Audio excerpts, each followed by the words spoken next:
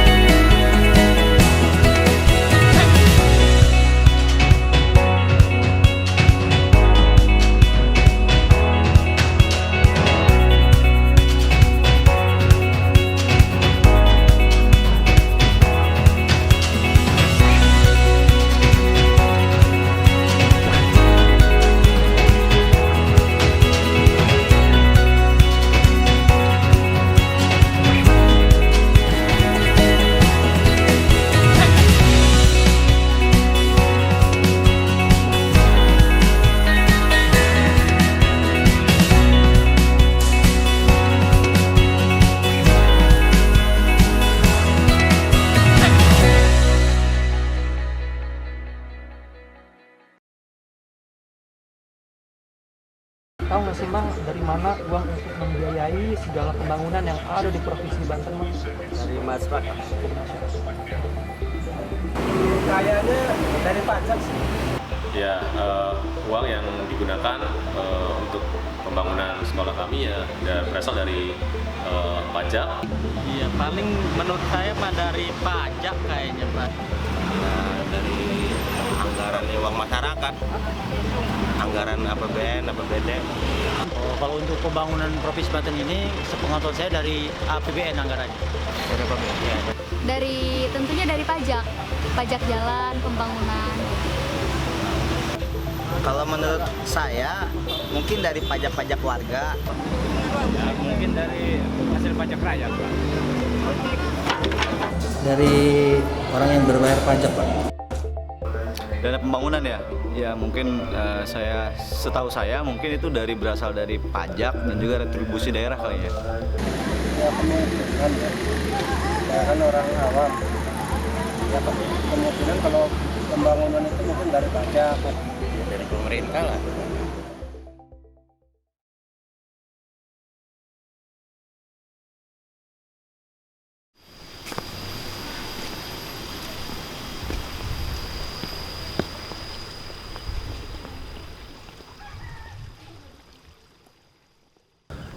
Jadi begini, ada dua jenis ya yang untuk membiayai pembangunan Provinsi Banten itu. Yang pertama juga dari pajak atau PAD, pajak asli daerah, pendapatan asli daerah, dan ada dana dekon. Di mana pajak yang di PAD itu antara lain ya pajak kendaraan bermotor, ya, BBNKB, BBA kendaraan bermotor, pajak air permukaan atau PA, ya.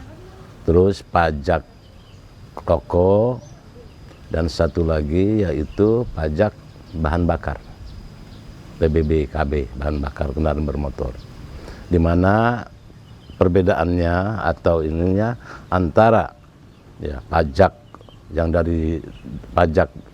berada di provinsi itu, ya ada juga dana dari dekon, yaitu yang untuk membangun bagaimana untuk membangun Provinsi Banten. Itu pembangunan semua di Provinsi Banten itu ya mungkin setelah membayar pajak itu kan tidak terasa bagaimana pendidikan, untuk membayar pendidikan di Provinsi Banten, kesehatan, dan infrastruktur. Ya. Seperti diketahui bahwa infrastruktur di Provinsi Banten menurut jalan-jalan ya yang sekarang itu sudah jalan paripurna katanya, sudah bagus-bagus gitu, itu kan dibiayai dari pajak yang masyarakat bayar, digunakan untuk itu.